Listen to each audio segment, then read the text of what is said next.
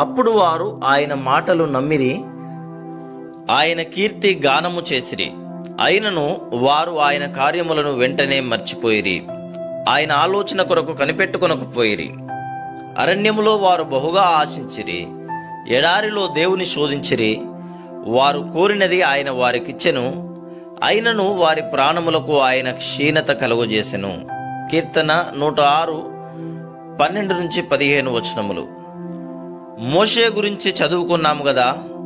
అతడు కనిపించని వాటిని చూస్తూ అన్నిటినీ భరించాడు. అయితే ఇక్కడ రాసి ఉన్న దాని ప్రకారం ఇశ్రాయేలీయుల ధోరణి దీనికి వ్యతిరేకంగా ఉంది. పరిస్థితులు అనుకూలంగా ఉన్నప్పుడే వాళ్ళు సహించారు. వాళ్లకు ఏది అనిపిస్తే దాని ప్రకారమే ప్రవర్తించారు. అదృశ్యుడైన నిత్య దేవునిలో వాళ్ళు నమ్మకం ఉంచలేదు. ఈ రోజుల్లో కూడా ఎంతో మంది నామకార్థపు క్రైస్తవులు ఉన్నారు. వాళ్ళు బాహ్య సంబంధమైన పరిస్థితుల చుట్టూ తమ బ్రతుకుల్ని అల్లుకుంటున్నారే గాని దేవునిని తమ కేంద్ర స్థానంగా చేసుకోవడం లేదు. ప్రతి విషయంలోనూ తననే చూడమంటూ దేవుడు మనల్ని మళ్ళీ మళ్ళీ అడుగుతున్నాడు. ఆయన ఆదేశ ప్రకారమైన దేనిని తేలికగా చూడవద్దని హెచ్చరిస్తున్నాడు. ఇశ్రాయేలు ప్రజల గురించి అప్పుడు వారు ఆయన మాటలు నమ్మిరి అని చదివాం. వాళ్ళు చూసేదాకా నమ్మలేదు. దేవుడు పనిచేయడం చూసిన తర్వాత నమ్మారు.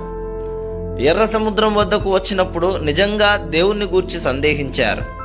అయితే దేవుడు వారికి దారి ఏర్పరిచి అవతలి వైపుకు దాటించిన తర్వాత ఫరో సైన్యమంతా మునిగిపోవడం చూసిన తర్వాత నమ్మారు.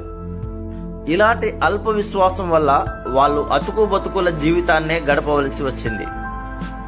వాళ్ళది పరిస్థితుల మీద ఆధారపడ్డ విశ్వాసం. ఇలాంటి విశ్వాసంలో మనం ఉండడం దేవునికి ఇష్టం లేదు. చూడడమే విశ్వాసానికి ఆధారం అని ఈ లోకం అంటుంది. దేవుడు చెప్పేది ఏమిటంటే నమ్మితేనే చూడగలవు అని. కీర్తనాకారుడు అంటున్నాడు, సజీవుల దేశంలో దేవుని మంచితనాన్ని చూస్తాను అని నేను నమ్మకపోయినట్టయితే సొమ్మసిల్లిపోయి ఉండేవాణ్ణి.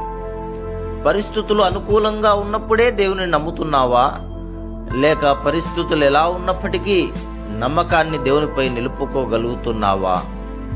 విశ్వాసం అంటే కంటికి కనిపించని దాన్ని నమ్మడం. దానికి ప్రతిఫలం ఏమిటంటే నమ్మిన దానిని కల్లారా చూడగలగడం.